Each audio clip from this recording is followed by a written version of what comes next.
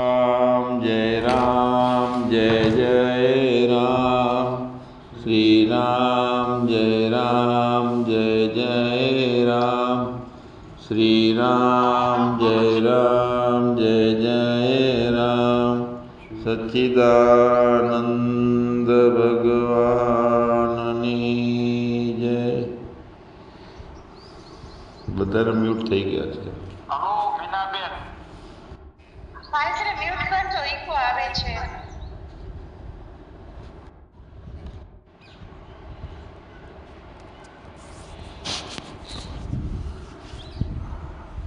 આત્મા એક જ છે, વ્યાપક છે, અવિનાશી છે, સચ્ચિદાનંદ ઘન છે અને આપણે એને ગોતવાનો છે. હજુ બાકી છે. એનો મતલબ કે આપણે આત્મા નથી. જ્યારે આપણને પોતાની ભૂલો માટે કાંઈ ઠપકો આલવાનો આવે, કોઈ આપે કે આપણી વાત ખોટી છે એવું લાગે કહે તો આપણને ખોટું લાગતું હોય છે. તો એ ટાઈમે જો સમાધાન ક્યારે થાય છે કે આપણે આપણી પોતાની જાતને, આત્માને વળગી રહીએ. આપણું જે લક્ષણ છે એ લક્ષણને વ્યવસ્થિત રીતે સેટ રહીએ એમાં, તો જે બાકીનું છે એ તિતિક્ષામાં જાય, તો અજ્ઞાન આપણી હોય તો સમજમાં જ એ આખો વિષય ખપી જાય, જ્ઞાનની ભૂમિકામાં જતો રહે. પણ મૂળ વાત એ છે કે સતત આત્મચૈતન્ય છે, બીજું કાંઈ નથી ને એને જ વળગી રહેવાનું છે. તો અનુભવ થાય કે ના થાય, પોતે અનુભવ સ્વરૂપ છે, સત્તા છે. એટલે ક્યાંય પોતે આપણે પોતાના પરની પકડ જો ગુમાવી દીધી તો બધું ઉલટું થવા માંડે. એટલે સતચેતન ઘન આનંદ રાશિ એવો જે હું છે એ મેં પોતાનું લક્ષણ નક્કી કર્યું છે કે હું સચ્ચિદાનંદ છું. તો ભલે ગમે એને ગમે એવા અનુભવ થતા હોય ને આપણને ના થાય તો કાંઈ વાંધો નહીં, જરૂર હશે એવી રીતે ઈશ્વરી કે આપણે એ અનુભવની સમજી લો કે જલારામ બાપા છે, બાપા સીતારામને સિદ્ધિઓ હતી, કૃષ્ણ ભગવાનને ષડ ઐશ્વર્યો હતા. તો એ પસંદગી બધી થતી હોય છે જ્યાંથી થતી હોય. પણ આપણે પોતાનો નિશ્ચય જે છે એ પોતાનામાં અને એ અસરકારક હોવો જોઈએ. એમાં કોઈ પણ વખતે, કોઈ પણ કાળે ગમે એનાથી કોઈ પણ આપણી સમજમાં ઢીલ નહીં કરવી કોઈ દિવસ કોઈએ. હવે અહીંયા પોતાને વધારે નિષ્ઠા મજબૂત રહે અને આપણો પોતાનો પરમ ભાવમાં જ એ જ દશા રહે એટલા માટેની જે કાંઈ યુક્તિઓ હોય તેને આપણે વળગી રહેવું જોઈએ. આપણને નિષ્ઠા વધે તો શું થાય કે ભૂલે ચૂકે કોઈ માયા આપણા ઉપર હાવી ના થઈ શકે, અડોલતા આવે એટલા માટે. હવે દુનિયા બહાર નથી અને ભૂલથી આપણે પોતાને શરીર સાથે એકરૂપ માનીએ છીએ. તો શરીર તો બહારનો વિષય છે, આપણે દુનિયાને બહાર જોઈએ છીએ અને એના બીજા બહારના જે દુઃખો છે આપણને દેખાય છે કે આ બિચારો દુઃખી છે, એને હજુ પોતાનું ઘર પણ સારું નથી, ટાઇલ્સો પણ લગાડેલી નથી, માંડ માંડ પોતાનું જીવે છે. તો આ દુનિયાને આપણે બહાર જોઈએ છીએ અને એના દુઃખો આપણને દેખાય છે, હોવા જોઈએ. કારણ કે જ્યાં સુધી પ્રાણ છે, શરીર છે અને ઉર્જાઓ છે અને ત્યાં સુધી વ્યવહારો બધા બહારથી જોઈ જોઈને થતા હોય છે. તો એમાં કરુણા, ભાવ, પ્રેમ, દયા આ બધું આપણામાં બહુ રહે, કારણ કે આપણા પોતાના માટે ઉપયોગી છે બધું. તો બીજાના દુઃખો આપણને દેખાય ને તો તે આપણે સંત છીએ, દેખાય જ નહીં ને તો આપણે નફટ છીએ.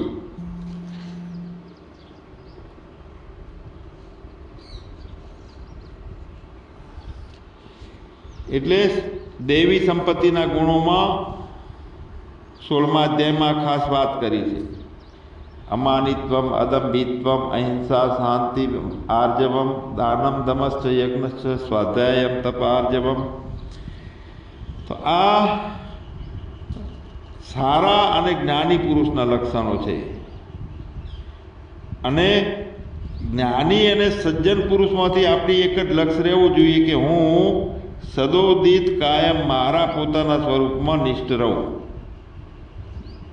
જો સારા લક્ષણો હોય છે, સમાજ સેવકો સમાજ સેવામાં લાગે છે ને, તો એમાં કામ તો સારું થાય છે, અહંકાર મોળો પડે છે, પણ ખબર નહીં ક્યારે અહંકાર આપણો છે માની અને એ પ્રમાણે વ્યવહાર થઈ જતા હોય છે. એટલે સમાધાન જે કેળવવું છે, આપણે સવારમાં વાત લેતા હતા, સમાધિ, સંપ્રજ્ઞાત, નિર્વિકલ્પ સમાધિ અને સવિકલ્પ સમાધિ. તો સમાધિનો મતલબ શું છે કે બીજું છે, આ સાચું છે, આ ખોટું છે, આમાં જ હોય. આ બધા આપણે આપણી બહારના જગતના ખેલોમાં ખેલીએ છીએ, પણ એક જ મૌન જે છે પોતાનું, તો મૌન જે છે એની અંદર વ્યવહારો ચાલતા હોય મૌનમાં જ, તો એ નિત્ય સમાધિ ચાલુ રહે છે. તો અહમ કેન્દ્રિતતા સમાધિમાં હોય કે નહીં, હું છું એ હોય કે નહીં, તો હોય. કારણ કે જેટલું જેટલું બોલાય છે કે દેખાય છે ને એમાં અહમ કેન્દ્રિતતા હોય તો જ બધું બોલાતું હોય, દેખાતું હોય. પણ અંદર ખડખડિયા નાળિયેરની જેમ હોય, અંદર સર્ગ ના બનતો હોય આપણો, અંદર આત્મ કેન્દ્રિતતા હોય અને વ્યવહારમાં અહમ કેન્દ્રિતતા હોય. અને અહમ જે છે એ આત્મવત હોય, એ આપણે પોતે જાણતા હોઈએ. બહારનો ના દે એ જાણી શકે કે મારો અહમ આત્મવત છે કે નહીં. પણ યથા ચતુર્ભી કનકમ પરીક્ષતે નિઘર્ષણ છેદન તાપ તાળની જેમ સોનાની પરીક્ષા કાપવાથી, તપાડવાથી, ટીપવાથી, ઘસવાથી થાય છે, એ જ રીતે યથા ચતુર્ભી પુરુષ પરીક્ષતે શ્રુતેન શીલેન ગુણેન કર્મણા. ગુણેન એટલે એની સ્થિરતામાં કેટલો રહે છે, ગુણમાં આવતો નથી કે આવે છે એ ચેક. શ્રુતેન યથાર્થ સાંભળવામાં કેટલી મુમુક્ષતા છે એની, એના આધારે આમાં કેટલી લાયકાતી છે, કેવો છે એ ખબર પડે. શ્રુતેન શીલેન પોતાનું ચારિત્ર. તો આ જે કંઈ છે એમાં આપણે એમાં ના આવતા હોઈએ, સમજી લો ગુણમાં કે ચારિત્રમાં, તો પછી આપણે અજ્ઞાની છીએ. તો ના, પરમાત્મા મારી સાથે છે, અંદર રોમ રોમમાં વસતો રહેલો છે ને એના સિવાય બીજું કાંઈ નથી, પણ મને દેખાતું નથી. તો દેખાશે. ક્યાંય પણ આપણે એવી ભય ગ્રંથિમાં કે નેગેટિવમાં ના આવીએ કે મારી લાયકાતી નથી. હંમેશા જ્યારે જ્યારે જે કંઈ આપણે આપણી સાથેનો જે વ્યક્તિ હોય કે એની જેટલી ભૂમિકા હોય, પણ એને નીચો અને પાછો પડે ને એવી કોઈ વાત નહીં કાઢવી. એને ધક્કો કરવાનો છે, આગળ વધારવાનો છે, એને આધાર આપવાનો છે. વાળ વગર વેલો ના ચડે એ વાત છે ને. તો વાળ ખસી જાય તો વેલાનું શું થાય? તો વાળ તો રહેવી જોઈએ તો જ વેલો ચડશે. એટલે જે આપણે અંદરો અંદર જ્ઞાન સભાની અંદર સમજી લો કે સારી રીતે નિષ્ઠામાં આવી ગયા, થોડું અંદર છે તો બીજો સાચો જ છે, આ ખોટો છે, પણ હકીકતમાં કાંઈ છે જ નહીં, અંદર મૌન. તો અહમ કેન્દ્રિતતા એ ધીરે ધીરે ધીરે અભ્યાસથી ઓછી થાય છે. જેટલી ઓછી થાય છે એટલો શાંતિનો, મૌનનો લાભ થાય છે. અને એની અંદર પણ અહમ ના આવે, કે પોતાના જ્ઞાનનોય અહમ ના આવે કે હું જ્ઞાની છું, કારણ કે એ પણ અજ્ઞાન છે. એટલે અત્યારે પ્રવચનો આપણા જે છે, તો પ્રવચનો તો ઘણા બધા છે અને હજુ આપણાથી બધા સારા કરતા હશે. તો જ્યાં જ્યાં સારું લાગે છે ત્યાં લેવાનું છે, પણ સરખામણી કરવા જઈએ આપણા ઉપયોગી હોય લેવાનું છે ખાસ. નક્કી જાહેરમાં યુટ્યુબ ઉપર ઘણા પ્રવચનો છે, બીજે છે, અને કેટલાય સ્વાધ્યાયો ચાલે છે. પણ પ્રવચનો કરતાં જેમ એક એક વિષયને સમજવાનો અને એને બહુ ઊંડાણમાં જવાનો જે આપણો થતો હોય ને એને સ્વાધ્યાય કહેવાય છે. તો પ્રવચનમાં સ્વાધ્યાયમાં ફેર છે, પણ એ પ્રવચન અને સ્વાધ્યાયમાં કરતાં કરતાં આપણે સ્વાધ્યાય આપી શકીએ છીએ, પણ ક્યાંય સજગતા એ રાખવાની છે, કારણ કે બીજું કાંઈ છે જ નહીં.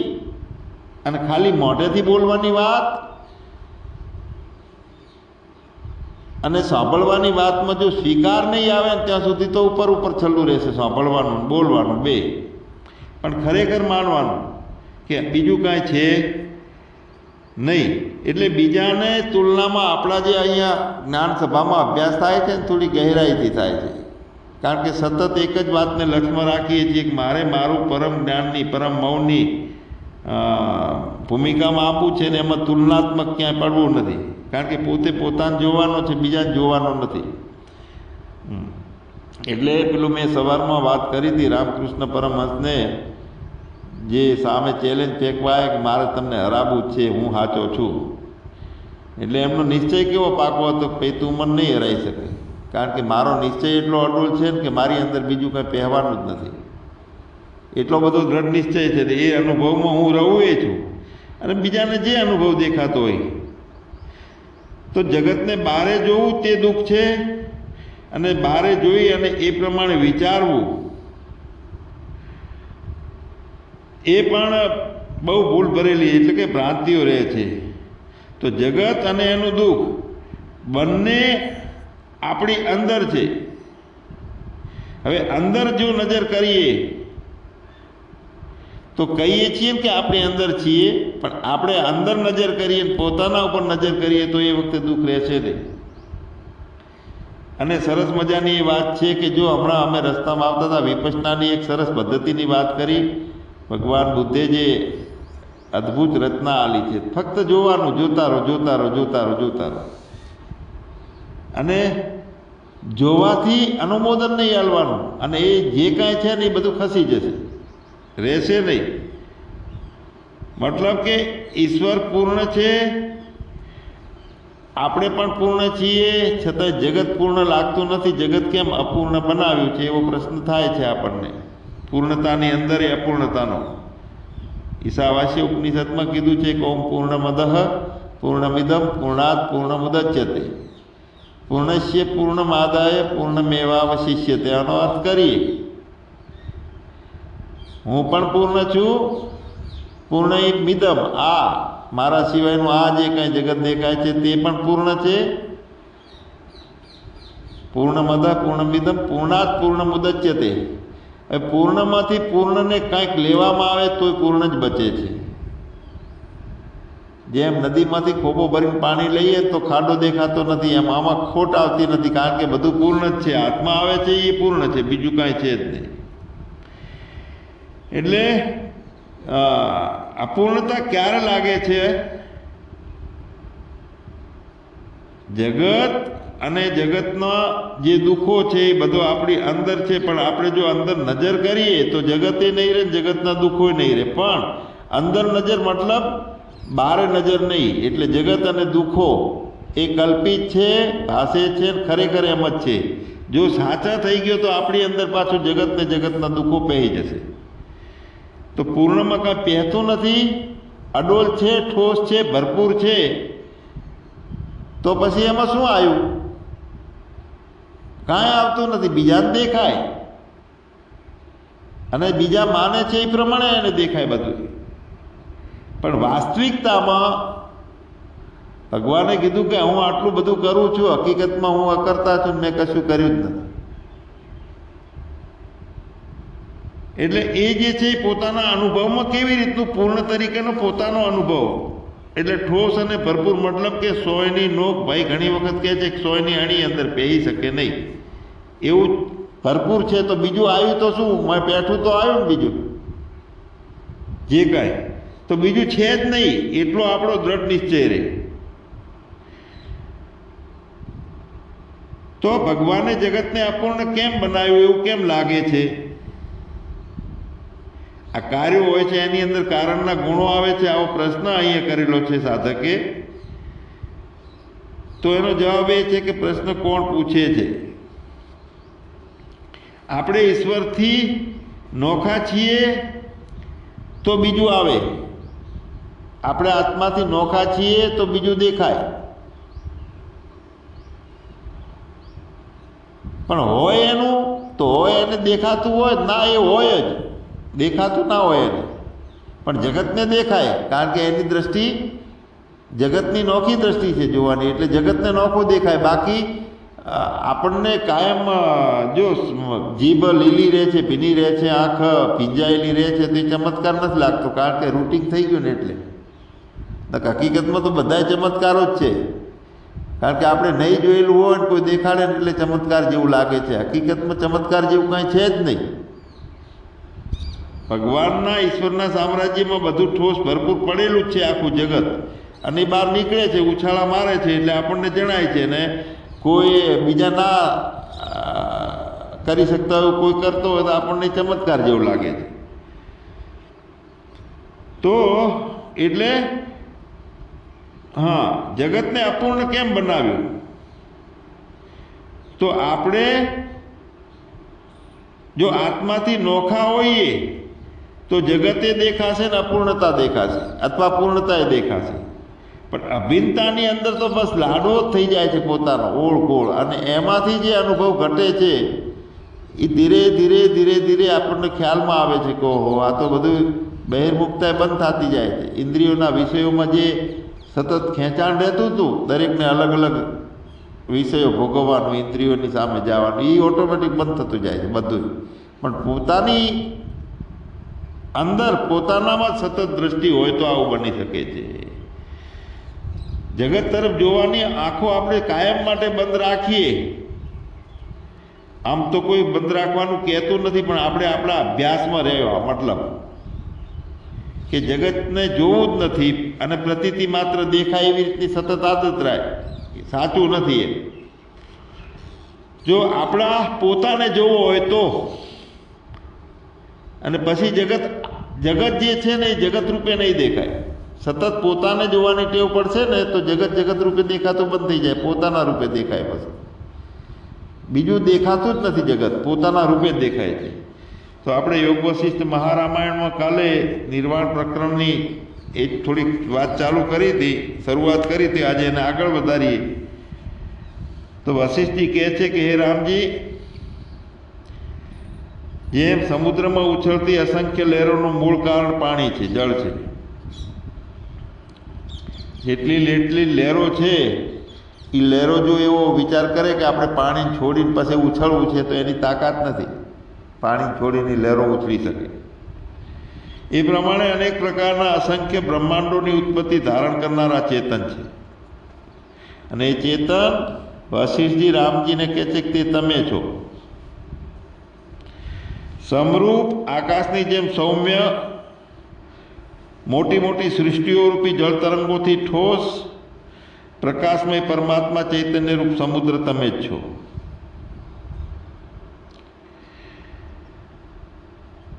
તો તે તમે જ છો તો કેવા છીએ આપણે? રામજીને કીધું છે કે તે તમે છો. તો નિત્યાનંદ ચિદાત્મામાં યોગીઓ નિરંતર રમણ કરે છે તે પરબ્રહ્મ રામ શબ્દથી કહેવામાં આવે છે. ત્યાં 5 ફૂટના જે છે એમને સામે બેહાડ્યા છે, એને એમ નથી કીધું કે તે તમે છો શરીર સાથેના, પણ નિત્ય આનંદ અને ચિદ આત્મામાં યોગીઓ નિરંતર રમણ કરે છે તે પરબ્રહ્મ રામ શબ્દથી કહેવામાં આવેલું છે.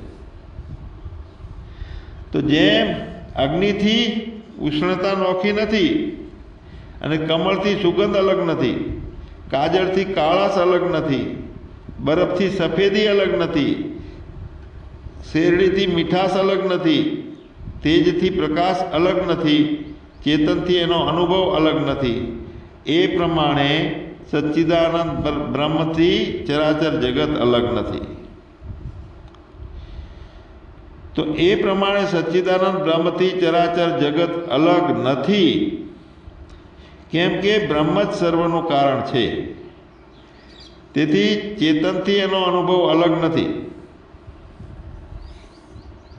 ચેતનથી અનુભવ અલગ નથી, અને અનુભવથી અહમ નોખો નથી, અહમથી જીવ નોખો નથી, જીવથી મન નોખું નથી, મનથી ઇન્દ્રિયો નોખી નથી, ઇન્દ્રિયોથી શરીર નોખું નથી, શરીરથી આ દ્રશ્ય જગત જે જળ જગત છે તે નોખું નથી. જગતથી નોખું અન્ય કોઈ પદાર્થ નથી. તો હે રામજી, આ દ્રશ્યમાન જગતરૂપી ચક્ર ચિન્મય પરમાત્માએ જ અનાદિકાળથી પોતાના સંકલ્પ દ્વારા તૈયાર કર્યું છે. વાસ્તવમાં તો કશું જ તૈયાર કર્યું નથી. જો મસ્ત વાત આવી છે. આ દ્રશ્યમાન જગતરૂપી ચક્ર ચિન્મય પરમાત્માએ જ અનાદિકાળથી પોતાના સંકલ્પ દ્વારા તૈયાર કર્યું છે અને વાસ્તવમાં તો કશું જ તૈયાર કર્યું નથી. અહીંયા બે દ્રષ્ટિ આવી છે.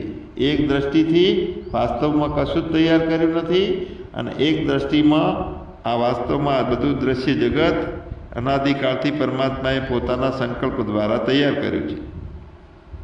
હવે યથાર્થ રીતે જોઈએ તો આ બધું જે કંઈ છે તે વિભાગ રહિત અનંત સચ્ચિદાનંદ રૂપ આકાશ જ સ્વયં પોતાનામાં સ્થિત છે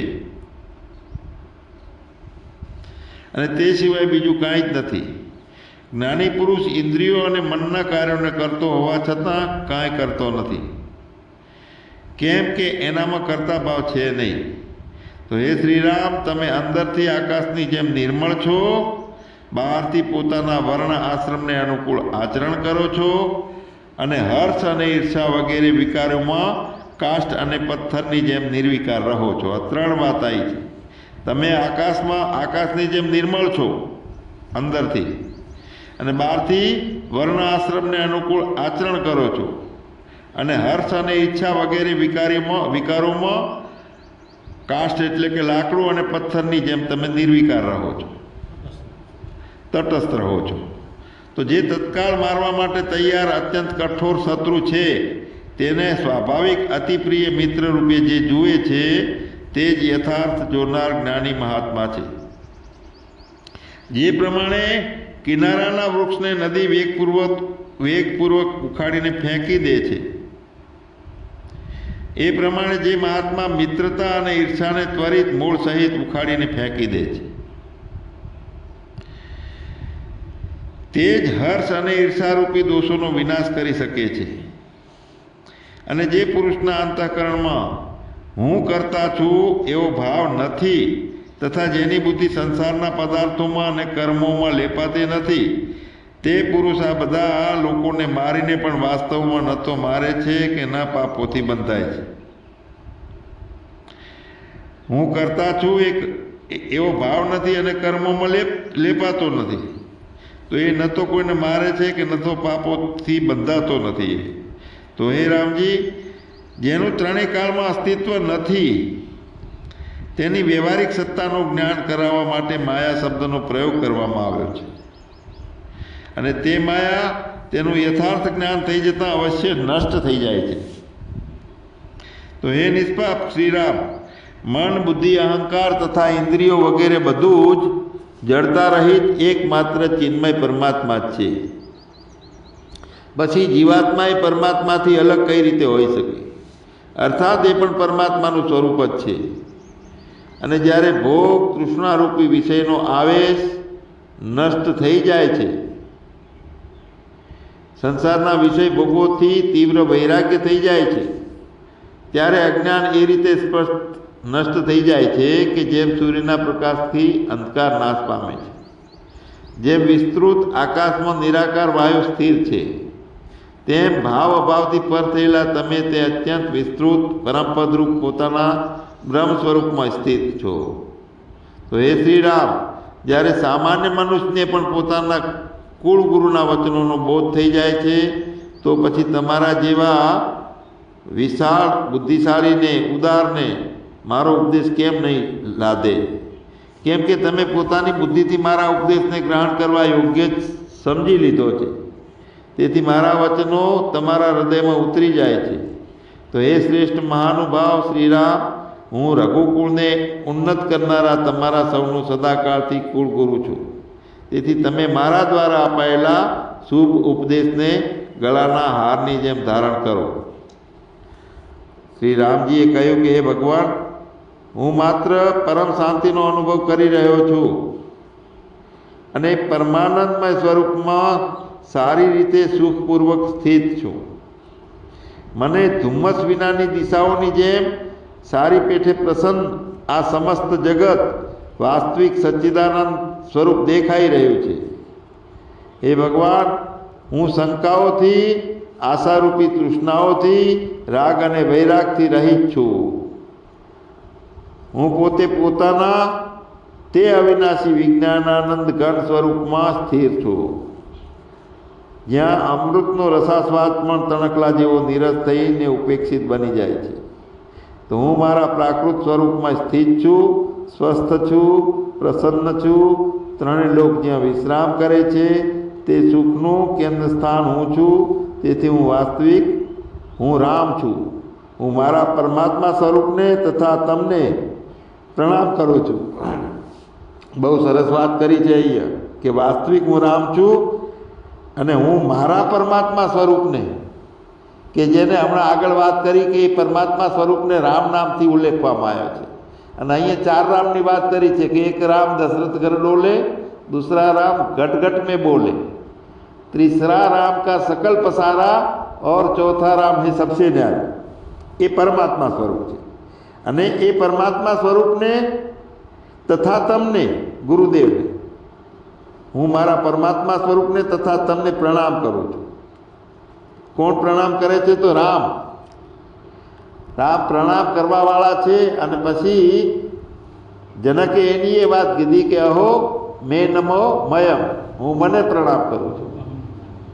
અહો અહમ નમો મયમ, હું મને નમું છું, પ્રણામ કરું છું. તો શુદ્ધ આત્મામાં અજ્ઞાન વગેરે વિકારો આવી શકતા નથી. સદા શુદ્ધ આત્મા સર્વત્ર વિદ્યમાન છે. સર્વ કાંઈ આત્મા જ છે. આ અલગ છે, આ અલગ છે વગેરે અસત કલ્પનાઓ કઈ રીતે આવી શકે? હવે અહીંયા એ વાત આવે છે કે પરમાત્મા સિવાય બીજું કાંઈ છે નહીં. તો સામે જે દેખાય છે એ સત દેખાય છે, એ પરમાત્મા છે. અસત રૂપે છે તો એ પરમાત્મા બન્યો છે ને. તો બીજું તો કાંઈ નથી ને. ઐશ્વર્ય છે તો એ પરમાત્મા છે ને. ઐશ્વર્ય નથી તો નથી રૂપમાં પરમાત્મા બન્યો છે. એ એને બનતા આવડે છે. તો એક રામ બ્રહ્મ અવિનાશી. એ પોતાના રામજીના દર્શન આપણે પોતાનામાં કરીએ અને પોતે પોતાના રામને પ્રણામ કરીએ અને ખબર રહે કે પ્રણામ કરનારો અને જેને પ્રણામ થાય છે એ બંને એક છે. સચ્ચિદાનંદ ભગવાનની જય.